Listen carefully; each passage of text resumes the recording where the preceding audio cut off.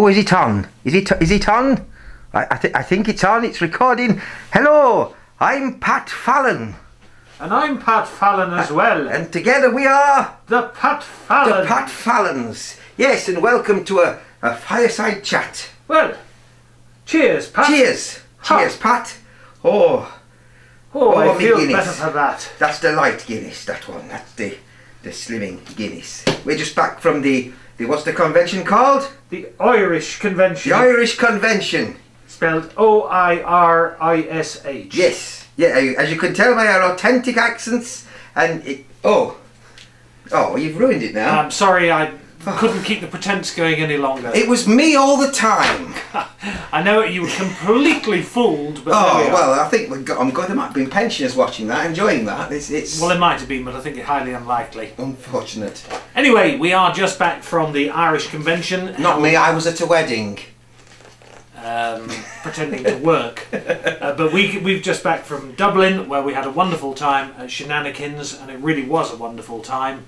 And can I just say thank you to the organising committee, and if I leave somebody out, please forgive me, but Brendan Byrne and Nevin Cody and Pat Fallon in particular, I know there were others as well, but they were the prime movers, and they did not work on Irish time. They actually worked on, they would probably call it English time, but they actually worked to a schedule, let's put it that way, and it was a terrific convention.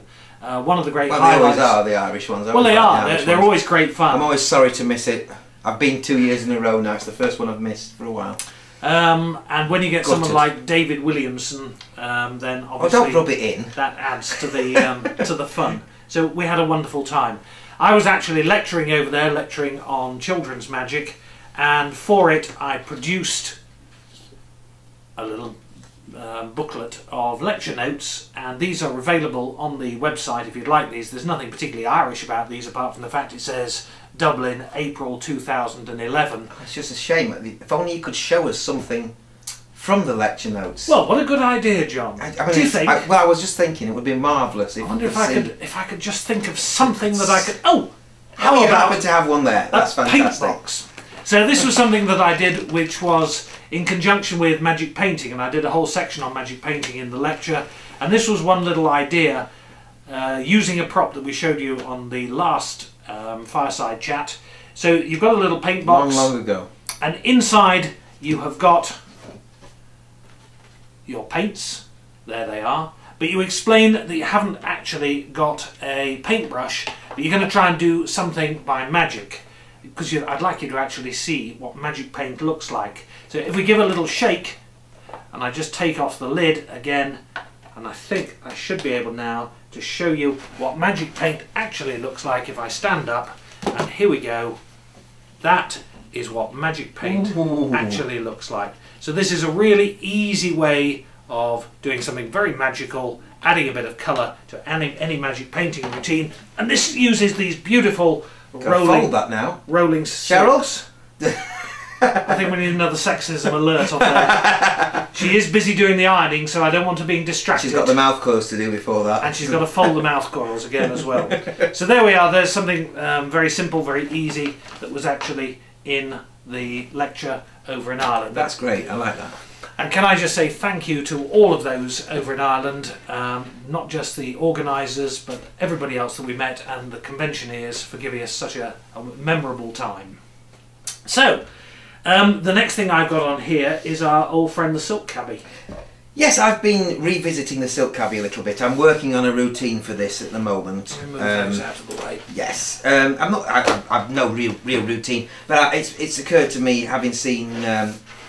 I've been looking through my old boxes of magic props, and I've got one of the old Supreme Silk Cabbies in there, and it's occurred to me you can do a lot with this that you can't do with any other Silk Cabbie. Can I just explain that this is the Crazy Rabbit Stuart Murray Silk Cabbie, which Stuart gave us the rights to, and this operates on an entirely different system to the usual Silk Cabbie. I'm not going to explain the exact system, but we will show you. But anybody familiar with the Silk Cabbie will know you can't normally sort of show the bottom. Not that you would particularly show the bottom, but you can't. It's got these lovely little thin doors which slide in front and back like this, And of course, in a normal silk cabbie, there's no way at all you could use it one-handed. On this one, you can actually push the handkerchief in without even picking the cabinet up, which I think is great. And what I thought was interesting, because I did this with my son, who's it was 7 when I first did it with him, but he's 8 now. And when I take this out there, you can actually see you can do that. You can get the kid to fool himself. He can put the handkerchief in himself and put his hand through. And I'm working on a routine where the child will do all the magic, and I don't need to actually go near the cabbie at any point. Which I think that's brilliant. Which I think is going to be a great thing. It's just a wonderful prop, and there's other things you can do with it that you can't possibly do with any other silk cabbie. We've actually can reproduce the silk. I don't know how many silks are in here. That's look. Oh, you've tied it together. With the silk that wasn't even in there. Well, I was going to do that bit next, but never mind. Oh. No, it's alright, it's alright. This is the one we originally put in as well. We've got another one on this side as well. Ah. So it's the load capacity is... What was the thing you were showing me before where you actually feed it right the way through? I mean, you can do a move with this that you can't do with any other, which can actually show the handkerchief entering the cabbie like this. I can actually zoom in so we can see this with our new system here. Ooh. Oh, look at that. We can zoom in and see the cabbie. Begorra and bejesus. Oh, well, we're back to the accents again. Yeah. Oh. That's probably ill-advised. Because I must just tell you actually before you say anything else. We're driving through Dublin. You know that you're in Ireland. Let's zoom out for the story. we paused outside a church, and there's a timetable on the church. So we arrived on the Thursday. So Thursday 2 o'clock it said Holy Hour, and then at 2:45 Father O'Reilly was doing something, I think communion. So Holy Hour actually lasts from 2 o'clock till 2:45. Excellent. So there we are. We were on Irish time. Anyway, back to the silk cabbie. Back to the silk cabbie. We'll zoom in again. We've got a red silk over there. You've got a red silk over there. I can reproduce the original yellow one. No. That's yeah. It's not a problem. You see. You know, it's one of those tricks you can fool yourself with. Look at that. There we go. There it is. There it is. Same thing. You can actually take it if you really want to. If you want to be really crazy, you can stick it right through the cabinet like this. Can we just so show you can that show that's that is actually right going in through one hole, out through the other like that. And if you tuck it in that side, tuck that in that side, I can pull it in this side a little bit, tuck it in that side, then I just need to tuck the rest of this in this side. And again, you can't do this with any other silk cabbie on the market, absolutely no way. And then straight away you can vanish that handkerchief, and that's incredible. To me, that's incredible. It's like real magic, and it still looks like. That's the genius of Stuart Murray. It's a superb prop, and I'm gonna. Stuart was a genius. Stuart is a genius at taking a prop like the silk cabbie and standing it on its head, reinventing it completely, and that's what he did. This is the finest that I know of. So, and no point did I sort of make any suspicious moves during that. You just, I mean, you can literally leave it on the table and let the child put the handkerchiefs in themselves. They can put it in themselves, and there we are. So you've gone in there. We've never lifted it up. The child can do that, and you can say, "Just take the door out for me." Just take the door out, and the handkerchiefs have disappeared, or changed, or whatever you want. Yeah. I think that's just wonderful. Great. So. Okay. Well, moving on. Watch this space. I'm going to come up with a routine for that for my show, which no doubt I'll be showing it to magicians later on. So good. That's be good. In about 3 weeks, we're going to start on a new project, which is a new DVD, and this is going to be about the magic of puppets.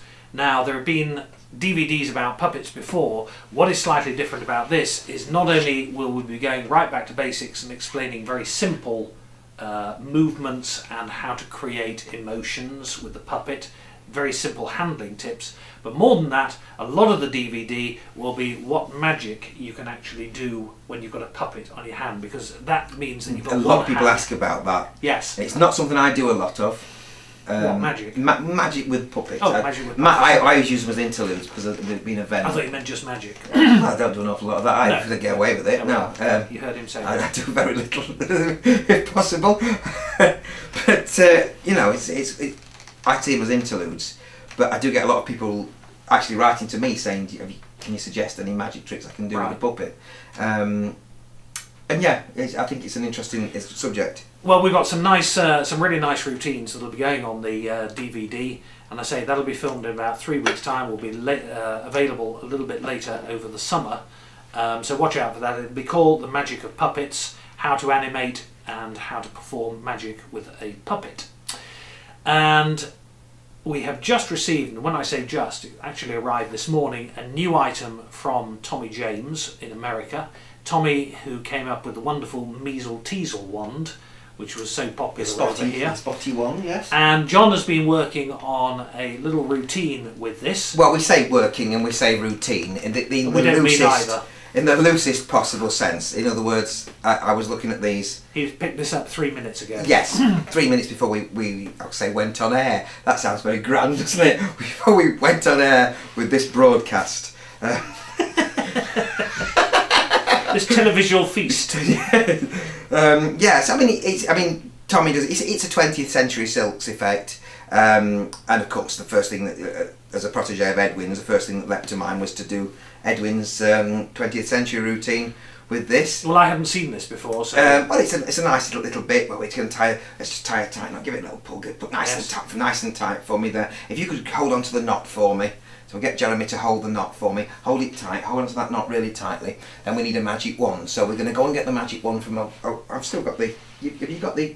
Oh, you're supposed to hold the knot. I thought I was. Oh, wait a minute. We'll just try that again. I'm sorry. No, don't laugh. It's not funny. It's holding up the proceedings. Let's just tie a nice tight knot on here again. There we go. So you get the idea. It's a case of magician in trouble. The typical...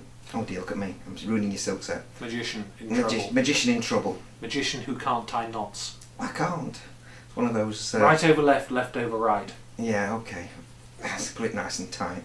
See, that's probably the trouble. It's probably my knot that's at fault. There we are. If you hold on to the knot for me. I'm sure hold it's it not. tightly. It's not, no. We'll get the... Oh, not again. So this can repeat. More than 100 times is probably excessive, but you know, up to 100 times. I think there are plenty out there who would like to go for at least 100. Yeah, 100, 150 maybe. And then the last time you let them catch the knot, you'll walk away and say, how are we going? Oh no, you've got it this time, fantastic. And then you get the magic wand, and we'll wave the magic wand over, we'll say the magic words, happy birthday, because it is your birthday today, isn't it? Let's have a look. August the 16th. Let's see what we can do. 1, 2, 3, and of course we'll produce the look at happy birthday banner, and there it is. So, well, that's the new item from Tommy James. Just another little bit of business we can add. I think that's a lovely, lovely message to produce with a birthday child. So you've actually got the birthday child up to help, and there is the message for that child. And nicely made. And so we're recording this. I ought to just say this. Today is May the 5th. In about 10 days' time, this has nothing to do with magic at all, but I'm going to point it out anyway. In 10 days' time is the FA Cup final. Now, a little known fact about me is that I'm a huge fan of Stoke City. Excuse me while I have my cup of tea now. Stoke City are in the final. I don't think John's remotely interested. I don't understand football. I will be. Do you mind not interrupting? I will be rooting for the Potters.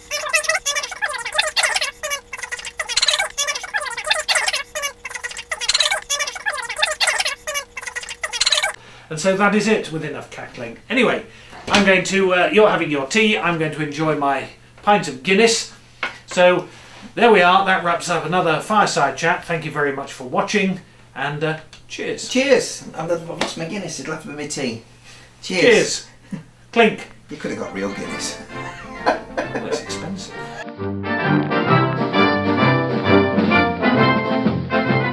I don't even like this stuff, actually. It just tastes bitter, as far as I know. Is the camera still rolling?